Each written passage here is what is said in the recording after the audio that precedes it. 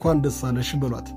ፈናን ነድሩ የተወለደችው በመዲናችን አዲስ አበባ ልዩ ስፍራው ሳሪስ አቦ እየተባለ በሚጠራው አካባቢ በ1989 ወርሃ ሐምሌ በቀን 18 ሲሆን እድገቷን በዛው በሳሪስ ነው። ወላጅ እናቷ ወይዘሮ አስቴር አርአያ ይባላሉ። አባቷን በልጅነቷ ስላጣች እንደ እናትም እንደ አባትም ሆና ያሳደገቻት እናቷ ወይዘሮ አስቴር ነች። የመጀመሪያ ዲግሪዋን በዩኒቲ ዩኒቨርሲቲ በማኔጅመንት ይዛለች። ፈናን ከሌሎች እንስት ተዋናያኖች የተለየ መወደድን የተቸራት ተዋናይት ናት። ይህ የሆነበት ምክንያት ደግሞ እንደ አብዛኞቹ ተዋናያኖች አላስፈላጊ ቦታዎች ላይ ስለማትገኝ አነጋገሯ፣ አዋዋልና ድርጊቶቿን የምትመርጥ በመሆኗ ነው። ይህ የሆነበት ምክንያት ደግሞ እንደ አብዛኞቹ ተዋናያኖች አላስፈላጊ ቦታዎች ላይ ስለማትገኝ አነጋገሯ፣ አዋዋሏና ድርጊቶቿን የምትመርጥ በመሆኗ ነው። የቅርብ ሰዎቿ ፈናን የልጅ አዋቂ ናት ይሏታል። በተለይ ሁለት ነገሮች ለየት ያድርጓታል። አንደኛው እናቷ ጋር ያላት የተለየና የጠበቀ ግንኙነት ሲሆን ምንም ነገር ሳትደብቅ ትነግራታለች፣ ታማክራታለች። አይሆንም የተባለችውን ነገር ትተዋለች። ሁለተኛው በተለይ የጥበብ ሰዎች ሃይማኖትን መቀየር እንደ ፋሽን በሚቆጥሩበት ዘመን ፈናን ግን ባመነችው ደግሞ በገባት ከልጅነቷ ጀምሮ በኖረችበት በኦርቶዶክስ እምነት ውስጥ ጸንታለች። እምነቷን አማኝ ነኝ ለማለት ብቻ አልተቀበለችው። በትክክልም አማኝ ነች፣ ትኖረዋለች። ከዕድሜዋ በላይ የተረጋጋ የሰከነ ማንነት አላት። ውስኪ ስትራጭ በየመጠጥ ቤት ውስጥ ትጃጃል አትታይም። የተቆጠበች እንስት ነች።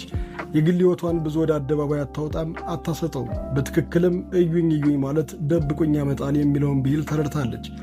እናም ከብዙ መመዘኛ ስትመዘን ጥበብን ያከበረች እሷን በጥበብ የተከበረች ሆና ትገኛለች።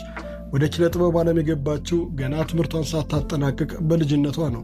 በፊልም ሳይሆን በሙዚቃ በሱ ባለ ይታየው የሺ ማሬ ማሬ በሚለው ሙዚቃ ክሊፕ ታየች፣ ተወደደች። ከዛም ተቀባይነትን አገኘች። ከ10 በላይ የሀገራችን ፊልሞች ላይ በብቃት ተሳትፋ አቅም እንዳላት፣ የራሷ ያተዋወን ስልት እንዳላት አስመስክራለች። በርካታ ማስታወቂያዎችን፣ የቴሌቪዥን ተከታታይ ድራማዎችን ተጫውታለች። ብዙ ሚሊዮን ብሮች እየተከፈላት የተለያዩ ድርጅቶች ብራንድ አምባሳደር ለመሆን በቅታለች።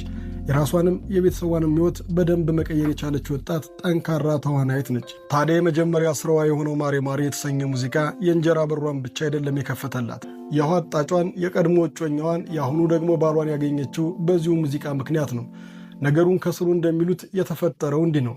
የዛሬ 10 ዓመት ገደማ ማለትም ማሬ ማሬ ሙዚቃ እንደወጣ እሱ ባለው ይታየው የሙዚቃ ስራውን በኤግዚቢሽን ማዕከል ያቀርብ ነበር። ታዲያ ከስራዎቹ መካከል ማሬ ማሬን ህዝብ እያስደጋገመው ይዘፈናል። በዚህ መሃል ከጓደኞቹ ጋር ለመዝናናት የገባው ፍቅር አብ ምን አይነት ሙዚቃ ቢሆን ነው በዚህ ልክ የተወደደው የሚያስደግሙትስ በማለት ጓደኞቹን ይጠይቃል። ጓደኞቹም ተገርመው እንዴት ይህን ሙዚቃ አታውቀውም ብለው ቪዲዮውን ከፍተው አሳዩት። እንዴት እሷ ነች እንዴ የሰራችው? የጋራ ጓደኛ አለን ይላል። ከዛም የጋራ ጓደኛቸው እንዲያስተዋውቀው ግፊት አድርጎ ፈናንን ይተዋወቃታል። ይግባባሉ፣ ይዋደዳሉ። ጊዜ ሳያጠፉ የፍቅር አጋሮች ለመሆን ይበቃሉ። ትውውቅና አጀማመራቸው የሆነው እንዲህ ነው። ታዲያ የዛሬ 10 ዓመት የተጀመረው የፍቅር ሕይወት ሚስጥርነቱን ጠብቀው እንደተፋቀሩ 10 ዓመታት በላይ አብረው አሳልፈዋል። በእርግጥ ነገሩን ሚስጥር አድርገው